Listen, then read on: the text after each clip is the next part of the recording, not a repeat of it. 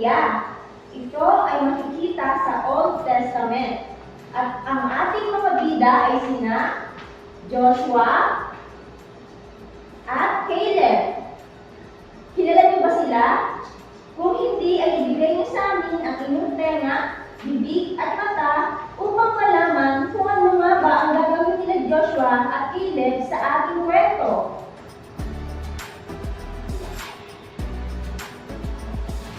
Noong unang panahon, nangako ang Panginoon na ibibigay sa kanyang mga tao ang kanilang sariling lupain. Nangako siya kay na Abraham, Isaac, Jacob, ang 12 anak ni Jacob, si Moses at kay Joshua.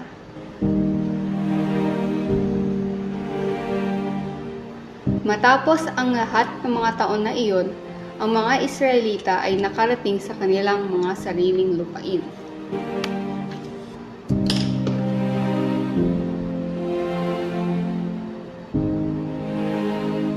Marami silang laban, ngunit tinulungan sila ng Panginoon. Ngayon ay oras na upang hatiin ng lupain upang ang lahat ng mga tribo ng Israel ay magkaroon ng tirahan. Sinabi ng Panginoon kay Joshua na hatiin ng lupain sa 12 tribo ng Israel. 10 sa mga tribo ay ipinangalan sa 10 anak ni Jacob. Ang mga tribong ito ay sina Ruben, Simeon, Judah, Isakar, Zebulon, Gad, Aser, Dan, Naphtali at Benjamin. Ibinigay ni Jose sa bawat tribong ito ang kanilang sariling lupain. Ang 2 tribo na ipinangalan sa 2 anak ni Jose ay binigay din ng iba ng lupain. Ito ay sina Ephraim at Manases. Ngayon, ang lupain ng Kanaan ay nahahati sa lahat ng mga lipi ng Israel upang ang bawat isa ay may bahagi. Joshua, natatandaan mo ba noong unang panahon nang pinapunta tayo ni Moises sa Kanaan bilang mga Kristiya?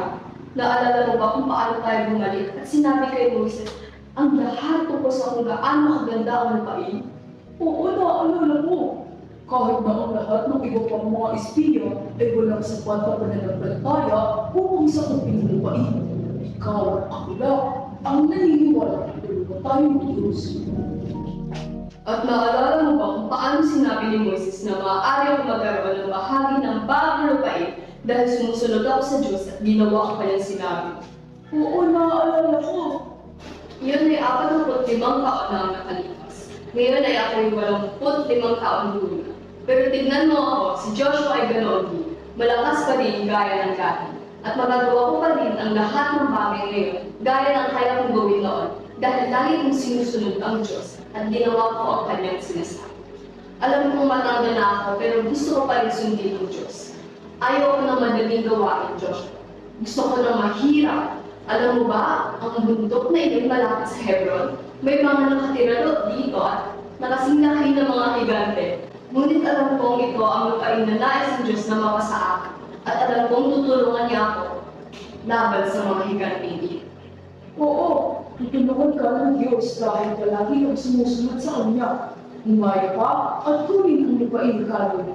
Maaari mong labanan ang mga higante at pagkatapos ay maaari mong makuha ang lupa.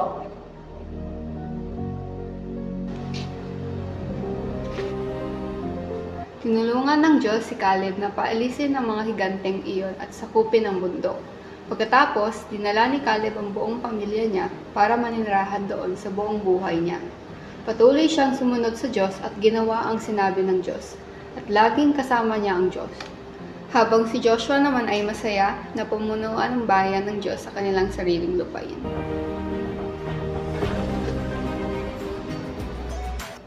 Ayun, natapos na ang ating kwento.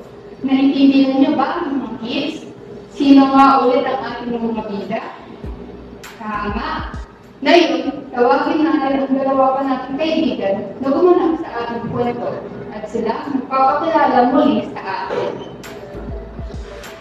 Ako si Ekaya, nagumanap bilang Caleb. Ako naman si Rez, nagumanap bilang Joshua sa kwento. Umaasa kami na nakinig at gusto niyong naintindihan ang kwento. Oo, Natutunan natin kung gaano kabuti si Lord sa kanyang mga anak. Palaging tinutupad niya ang kanyang mga pangako. Tama ka dyan. Ngayon, magpapaalam na kami mga kids. Masaya kami dahil nakita at nakwentuhan namin kayo. Muli, ako nga pala si Esther. At ako naman si Ru. Ako si Ekaya. At ako naman si Rez. Paalam!